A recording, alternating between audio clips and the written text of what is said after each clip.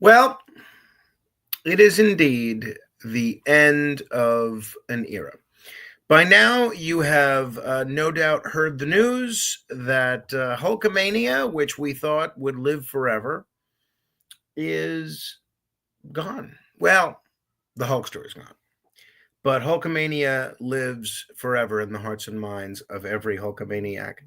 And I had a number of thoughts, and it took me a while to be able to talk about this, and I realize that sounds silly, and that's part of the reason why it has taken me so long to compose myself to chat about this, because we're talking about someone who died at 70, I believe 71 years of age, that I never met, never spoke to, never had anything relationship at all. Never wrote a letter to him.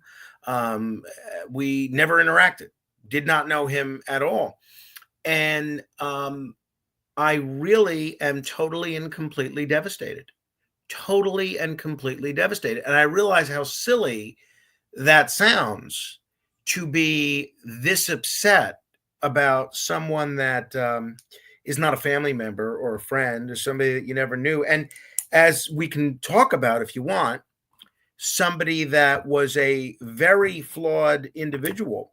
But in addition to just being a fan of Hulk Hogan for a long time, which I certainly was, I really feel like he's really been such a large part of my entire life. From the time that I was first conscious of anything, Hulk Hogan was a presence in my life. From the time I was 3, 4, 5 years old, I was a fan of Hulk Hogan. He was a larger than life presence, in some cases, quite literally. And all the way up until the present day, during the 2024 Republican National Convention, there were two people that I was eager to hear speak. Only two. And then I had no idea how good Sean O'Brien, the president of the Teamsters, was going to be. But in terms of anticipating a speech and wanting to make sure that I saw it, the only two people that I wanted to make sure to see were Hulk Hogan and Tucker Carlson. And we could discuss Tucker another day. And I remember my colleague, Council Member David Carr, talked about seeing Hulk Hogan either at the rally at Madison Square Garden, which he attended, or on television watching the RNC. And he said something to the effect of, at that moment, every male under the age of 45 instantly became a boy. And I completely agree. And I think once again, it was Trump understanding branding, understanding marketing, understanding how to appeal to people and to connect with people on an emotional level and a visceral level beyond just talking taxes and foreign policy. And honestly, I don't know that there's a political figure that does that better than Donald Trump. But just in thinking about this, since I first got the news a few hours ago, I have really been forced to give this a lot of thought about why I'm so devastated by the passing of someone that I never knew. And the best that I can come up with, I'm sure, a bunch of psychologists would have a field day analyzing me on a whole host of issues. But the best that I can come up with is I really feel like a part of me died. Really, my youth, I feel, is over. And I realize it's been over some time, but this is the first time I've come to this realization. I'll tell you, the closest that I can ever remember to feeling this upset about the loss of a celebrity was when Leonard Nimoy passed away. And Leonard Nimoy I at least got to meet once or twice. Anyway, so a friend of mine wrote me and said, and he's exactly right. He said, basically, and this is somebody that I really look up to and has been a mentor. He said, devastated. That's how you describe hearing of the loss of Hulk Hogan? I mean, a family member, yes, or somebody really close, yes, but devastated? And that's a perfectly reasonable response. And then I heard from another colleague in government. I'm not going to say who this person is, but she wrote to me, I think after I put that comment up there, I think you and I feel the same way about the Hulkster. I feel like the world should shut down for a few days. Yeah, and that's exactly how I feel. I was my mother came across a picture recently of me as a young man, a child, and I guess I'm about 8 years old here. And there you see, I've got no, I guess I'm about seven. I'm wearing a Hulk Hogan sweatshirt, which I was very proud to do, and I'm wearing a Hulk Hogan jersey right now. This is from about the year 1999 or 1999, I believe it was. There's a Hulk Hogan, maybe 2000, whatever. It's about 25 years old. This jersey, I wear it all the time. You may have seen me wear it. It's the NWO red and black, and then it's Hogan in the back. And I just looked online on eBay. They're selling this jersey used for $350. I had no idea. I'm walking around with a $350 jersey, wearing it all the time.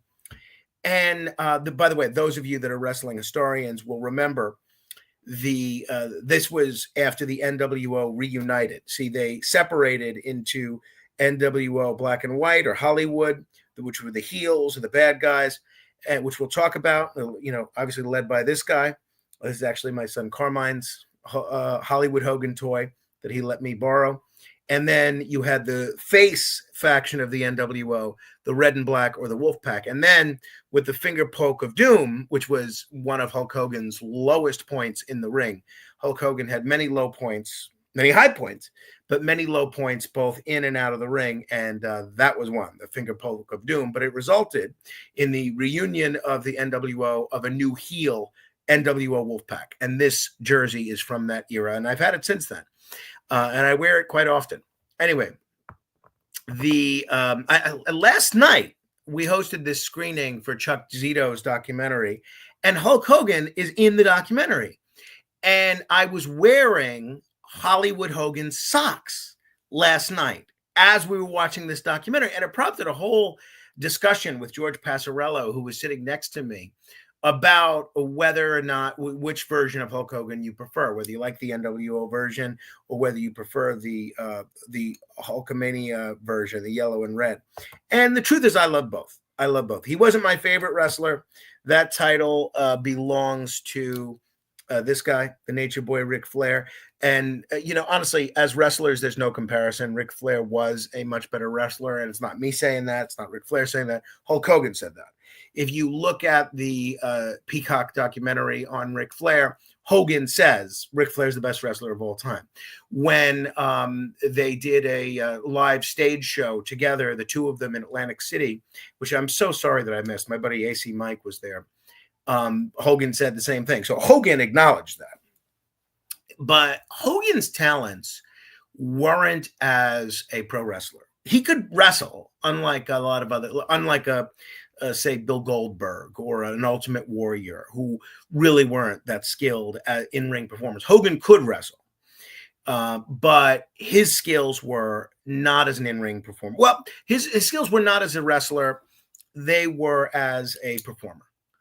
And there was nobody that could cut a promo like Hulk Hogan. There was nobody that could electrify a crowd like Hulk Hogan. And you saw that with the Madison Square Garden Trump rally. You saw that at the 2024 Republican National Convention.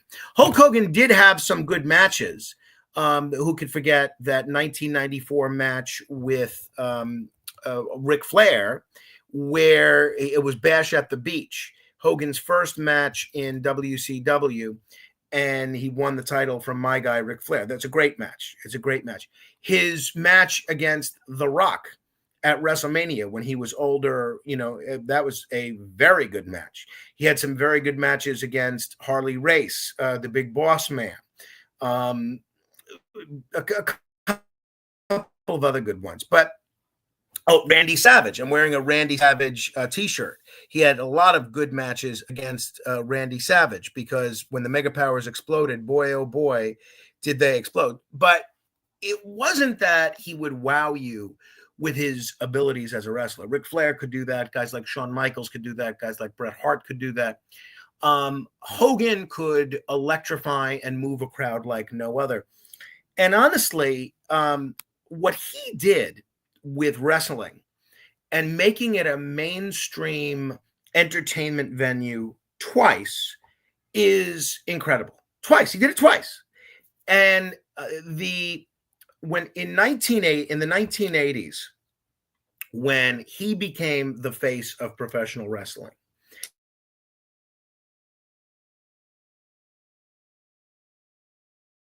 and made pro wrestling main 1990s, once he turned heel, which was a very controversial decision, and joined the NWO and went back to being a bad guy. It totally reinvigorated pro wrestling. This, by the way, I want to thank my neighbor Nick and Tara for letting me borrow this toy. This is back in 1984. It's kind of worn, but no shortage of Hulk Hogan action figures out there. So condolences to his family, his friends, and certainly his many fans out there. But in talking about Hulk Hogan, there are so many different aspects of his life and career that you can pay attention to. You have the fact that he was able before The Rock. Angel Gotti checking in. Hello, Angel. I hope you're doing well. And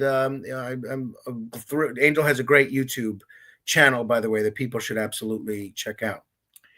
But and by the way, if people want to share a memory or a comment about Hulk Hogan or Hollywood Hogan, feel free to do so. His real name, of course, was not Hollywood Hogan or Hulk Hogan. It was Terry Bollea. And what happened is he looked like Lou Ferrigno. In fact, he wrestled under a couple of other names, Sterling Golden, a couple of other names early in his career. And he was on a TV show, a local TV show with Lou Ferrigno, who was playing the Incredible Hulk. And somebody remarked that, you look bigger than him. And then they started calling him the Incredible Hulk Hogan. Why? Terry the Hulk Boulder, Terry the Hulk, Bollea, different things like that. But Vincent J. McMahon, the person they call Vince McMahon Sr., he wanted, wrestling was very ethnic back then. Everyone wanted an ethnic hero to root for. You had the Italians who loved Bruno Sammartino. You have the Polish who loved Ivan Putski. You had all these ethnic heroes at the time that were designed to appeal to a certain demographic. And so even though Terry Bollea wasn't Irish, they made him Irish to appeal to Irish fans. They said, all right, you're going to be Hulk Hogan to appeal to the Irish. And they actually wanted him to dye his hair red or orange to make it look more Irish, but he was already losing his hair at that point. So he said, no way am I going to go forward with dyeing my hair. So he kept with the blonde hair. So it's very interesting, Hulk Hogan's whole story, everything about him. So you have the transition from pro wrestling to Hollywood, which is fascinating, which we could talk about. And if you have a question or a comment, just put it in the chat there. Then you have the legal issues. The Gawker case. There's a very interesting documentary about the Gawker case. When he was caught sleeping with Bubba the Love Sponge's wife on video, and they distributed the video, and he ruined his career, and then he ended up getting sued. His rebirth as a reality star. You have his impact on the world of talk radio, not only with his appearances with Bubba the Love Sponge, but with his many appearances on the Howard Stern show. You have a guy who really set the stage. Now, I don't pretend to be the be-all and end-all of Hulk Hogan knowledge, but if you're interested in learning more about Hulk Hogan, there are 2 interviews. There may be more. If people know about these, any other good shoot interviews that Hulk Hogan did, please post them in the comments there. But, and by the way, if you're watching, please be so good as to like, comment, and share. 2 of his recent interviews that I thought were really terrific and really informative were, for different reasons, were one interview that he did with Logan Paul on Logan Paul's show.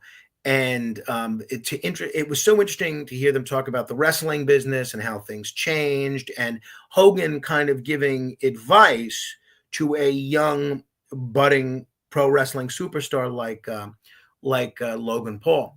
And then the other one was the interview that he did with Patrick Bet David. Wonderful interview. And he's always so good, Hogan, talking in documentaries. There's documentaries about that are available on Peacock and elsewhere about different pro wrestling superstars, Randy Savage, or different, the history of WrestleMania, NWO. There's not really been a good the Vince McMahon documentary. There's not really been a good Hulk Hogan documentary that I've seen. There's one that's available on YouTube that's from around 2007, but that's the only one. It's pretty good, but it's not great. There hasn't been like a 6-part Hulk Hogan documentary exploring every facet of his career like there was on the Netflix Vince McMahon documentary. I had heard that in that interview with Patrick Bet David that there was talk to do a documentary like that. I'd love to see that. I think that would be phenomenal. There was talk for a long time that Chris Hemsworth was going to play Hulk Hogan in a movie, a Todd Phillips movie. And then I think that might have gone by the wayside as well. But it's such a shame that he's gone now. I mean, there's so many hours and hours of him speaking in other documentaries that I'm sure it could be pieced together by a talented editor and filmmaker to tell his story. The other problem with Hulk Hogan, quite frankly, is Hulk Hogan had a very troubled relationship with the truth. I mean, I think at times he just lied about things. And at other times, he just didn't remember things. And it's funny, people think, how can you not remember? In my interactions with people, there's 3 that come to mind: Joe Piscopo, Curtis Sliwa, and William Shatner. People want to talk to them about the most significant parts of their career and their lives and doing certain things. And for these guys, I've witnessed it for many, many instances, and none of them have a bad memory. In fact, all 3 of them have a very good memory. All 3 of them, I've seen instance after instance where people where they don't remember what people are asking about. I asked Joe Piscopo about, being offered a role in Back to the Future, and he barely remembers it. And I asked Curtis Sliwa about certain things. I remember the one time Curtis was being cross-examined by Jeffrey Lichtman in the first Gotti trial, 2005. And, he's sworn to tell the truth. And Jeffrey Lichtman says, well, isn't it true that the Clash wrote a song about you and the Guardian Angels? And he says, yeah, Red Angel Dragon. And Jeffrey, who's a big fan of classic rock, says Red Angel Dragnet. And so I said to Jeffrey later on, why did you get so upset when he said Red Angel Dragon? And he says, I mean, it's a legendary rock group. If you'd think if the Clash writes a song about you, you'd actually be able to remember the title. But honestly, with Curtis, it wasn't even a thought. With all these guys, Shatner, Curtis, Joe Piscopo, they're so busy all the time doing what they need to do today and working mainly that they don't remember every single detail of things that happened 40 years ago. So I think that's how it was with Hulk Hogan, is people would ask him about the details of WrestleMania 3 and things like that. And he, I think a lot of times just didn't remember it. And sometimes would get asked about some of these stories so often that he came up with a certain narrative that he would always stick with. And that essentially became his version that he would go with. But there's certain things that just are blatantly untrue. The one thing you should never read if you're interested in any understanding of Hulk Hogan is you should never read his book, because his book is just, it's not really well written, but it's totally inaccurate. Not only do I think he didn't write that book, I don't think he ever read that book, because even he, who doesn't remember anything, should be able to remember some of the details that he gets wrong. in terms of that situation. Jake Holden commenting, honestly, as much as over the past few years I've not been the biggest fan of him, it's sad news and all condolences to his family. Wrestling wouldn't be the same without him. Yes, well said, well said.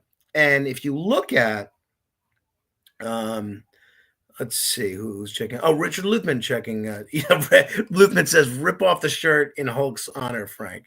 I am not going to do that because I don't have the kind of physique that Hulk Hogan did. Neil Schimler says Ric Flair couldn't hold a candle to Hulk Hogan. I disagree. I mean, Ric Flair is obviously my favorite wrestler, but I don't think that that's true at all. So there's that. If anybody has questions, comments, thoughts, they can certainly do so. And if you look at some of Hulk Hogan's best moments as an in-ring performer, he gets so often criticized for some of the things that he did. It's easy to point to the low points. I mentioned the finger poke of death. Bret Hart loves to talk about what happened at WrestleMania 9, which was ridiculous. Where he refused to lose the championship to Bret Hart. But what happened at WrestleMania 9 is they came up with the situation where Bret Hart lost the title to Yokozuna, and then Yokozuna and his manager, Mr. Fuji, cheated because they threw salt in Bret Hart's eyes, and Hulk Hogan basically came to the rescue to win the championship back. And then he refused, as Bret Hart loves to talk about, he refused to put over Bret Hart and give the championship back to Bret Hart at SummerSlam. You hear a lot of moments like that. And Jesse Ventura loves to tell the story about how Hulk Hogan dimed him out to Vince McMahon, how Jesse Ventura was trying to start a wrestling union, a pro wrestling union, and they were poised to do so right before WrestleMania 2. And Hulk Hogan totally sold Jesse out and ratted him out to Vince McMahon. That's a public record. Those moments get a lot of attention, his low moments in the ring. The thing that I don't know that he gets enough credit for is the number of times he did the right thing by pro wrestling. Bill Goldberg just had his last match this past weekend, and he really owes a significant part of his mystique to Hollywood Hogan's decision to put him over. Now, if you're not familiar with the wrestling business, Hogan had total and complete creative control over his character, over the stories that he was involved in, everything. He could do whatever he wanted. He was the biggest star in WCW, probably the highest paid at that time. He made the decision to put Goldberg over and let Goldberg win the championship and let Goldberg continue the streak. And that was very noble. He did the right thing by wrestling. Taking the risk when he was making what he was making in merchandising as a face, the yellow and red, taking the risk to turn heel was doing the right thing by pro wrestling. Same thing when he put Ultimate Warrior over in WrestleMania 6. Vince was trying to set up the Ultimate Warrior as kind of the next generation and the next deal. And Hogan put him over. And I think a lot of the credit that should be given to him is for moments like that. All right. I want to hear a little bit of my friend Arthur Idala's show. I sent him a bunch of suggested guests on Hulk Hogan, various aspects of his life as a wrestler, as an actor. Who could forget his performance in Rocky III? It's such an interesting story with what happened with Rocky III. Hulk Hogan was working for the WWF at the time for Vincent J. McMahon. And he had this opportunity to do Rocky III. And Vince McMahon Sr. didn't want him to do it. And they didn't want to further this idea that wrestling was staged. He wanted Hogan's total and complete commitment to wrestling. We're wrestlers, not movie stars. Didn't want him to do it. And basically he said that if you do this movie, we're going to fire you. And Hogan said, okay, well, I'm doing the movie. Vince McMahon Sr. fired him. And this movie is, of course, a huge success, as the previous two Rocky films were. And Hogan goes to the AWA. And that's really where Hulkamania began, in Minnesota with Vern Gagne in the AWA. Vincent K. McMahon takes over his father's company, and he wants pro wrestling to go global. And he views not Bob Backlund as the guy to do it. He views Hulk Hogan as the guy to do it. Bob Backlund had been champion for about 5 or 6 years in a row. Great athlete, a young man, talented man, but not the kind of superhero that Vince McMahon was going to build a global franchise around. So he pays Hogan a whole bunch of money. Vern Gagne is furious, and gets Hogan to come back to the WWF, this time as a face. He had been a heel. He was managed by classy Freddie Blassie. He had that great feud with Andre the Giant, including that match at Shea Stadium where Andre was the face and Hogan was the heel. And it's just so interesting how things then changed. It would come WrestleMania 3 just a few years later. And Backlund, as I understand it, refused to put Hogan over, refused to lose the championship to Hogan.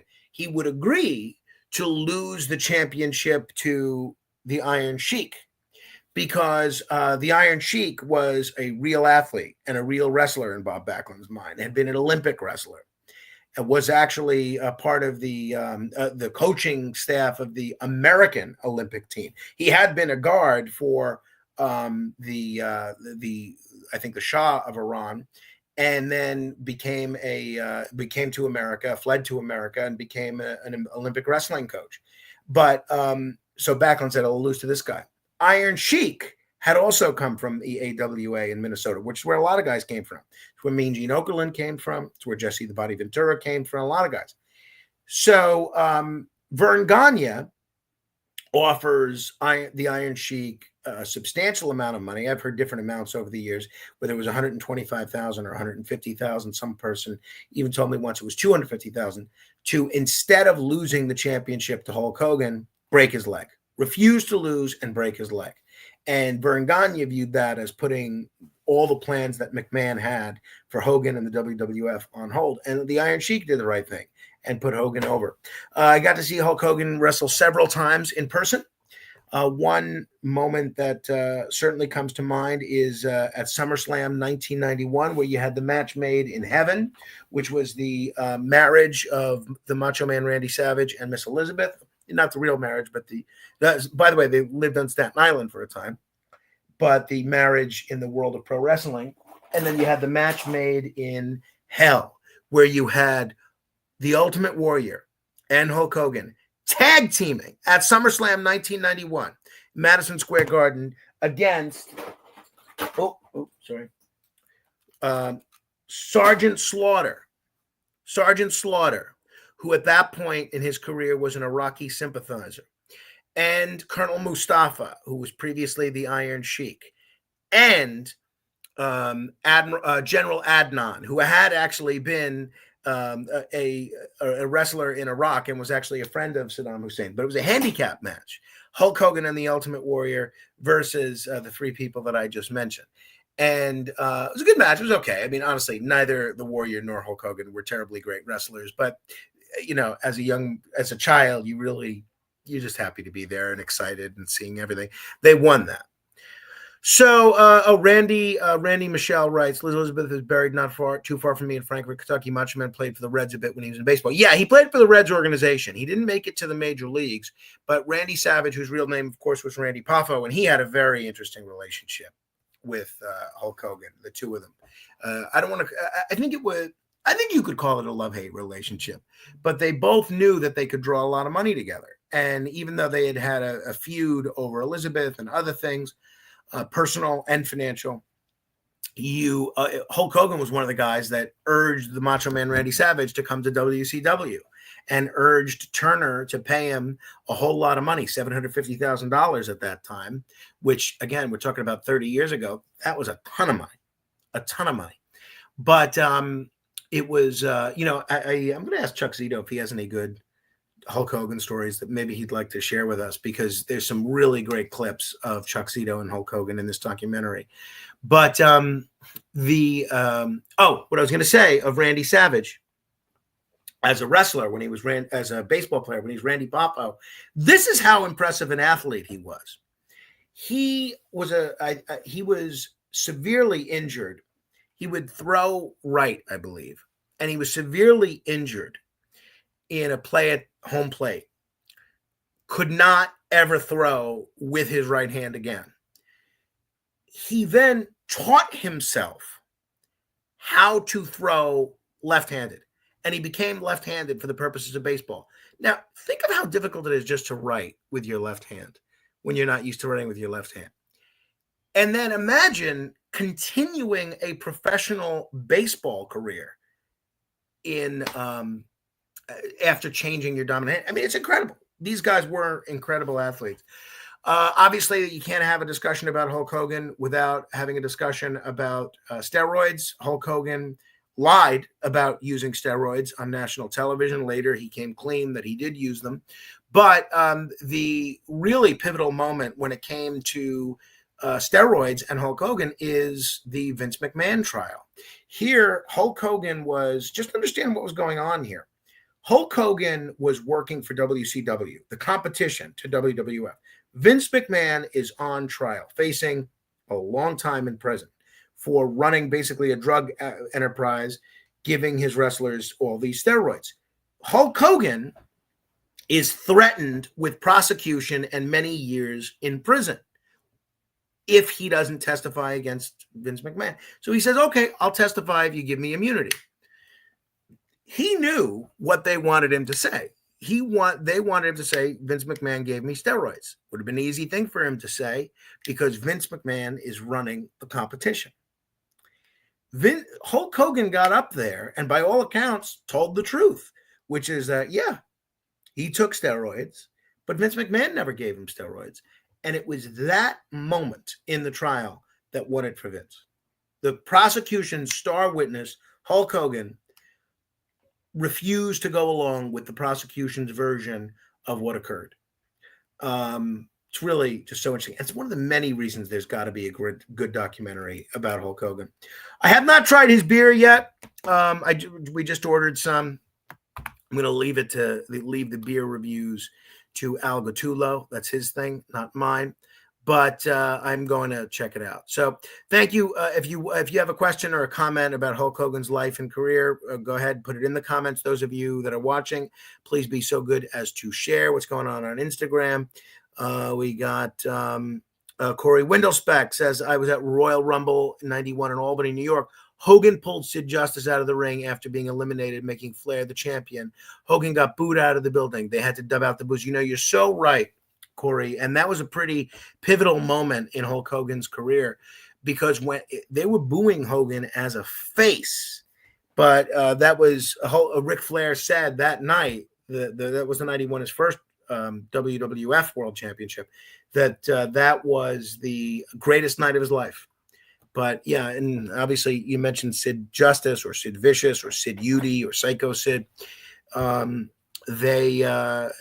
just lost him recently as well. Hulk Hogan had quite a run, both in WWF and WCW with Sid Vicious. All right, questions, comments, thoughts about the passing of Hulk Hogan. I'm going to get back to listening to Arthur Aidala if no one else has questions. Yeah, the Big Show writes, I still can't believe it that Hulk Hogan died. Yeah, neither can I. Here, I'm sitting here mourning with 4 Hulk Hogan action figures, one of which I had to borrow from my neighbor. So, yeah, it's tough. It's tough. But as tough as it is for me, imagine how it is for his wife, Sky. I thought it was a wonderful post that President Trump put out today about the passing of Hulk Hogan, which was quite nice. Let me see if I could pull it up. Let me see here. Let me see if I could show you can I do that? Boom, present. Let me see here. Oh, sorry, turned off the thing. Present. Oh, share screen. Okay. I'm like an 85-year-old man when it comes to technology. I have no idea how to do anything. There you see. Donald Trump writing, we lost a great friend today, the Hulkster. Hulk Hogan was MAGA all the way. Strong, tough, smart, but with the biggest heart. He gave an absolutely electric speech at the Republican National Convention that was one of the highlights of the entire week. He entertained fans from all over the world, and the cultural impact he had was massive. To his wife, Sky, and family, we give our warmest, best wishes and love. Hulk Hogan will be greatly missed. So I'm watching a lot of old Hulk Hogan matches today. If possible, Harry Grace writes, I'm very heartbroken. Yeah, I hear you, Harry. I think if possible, I may try and watch a Hulk Hogan movie later. Maybe No Holds Barred, maybe Suburban Commando, maybe Mr. Nanny, maybe Rocky 3. But it's a shame. It's a real shame. So to all the Hulkamaniacs out there, he was a real American. He will fight for the rights of every man. I'm going to check out that beer and see if it's decent. And if it's not, I'll keep a couple of cans next to my my collection of Tab. So, all right. Thoughts, comments, feel free to leave them. Please feel free to share. And rest in peace, Hulkster. Rest in peace. Or as the Ultimate Warrior would have said at Tuesday in Texas, rest in peace. I can't do it. Ultimate Warrior. That was never my thing. All right. Thank you.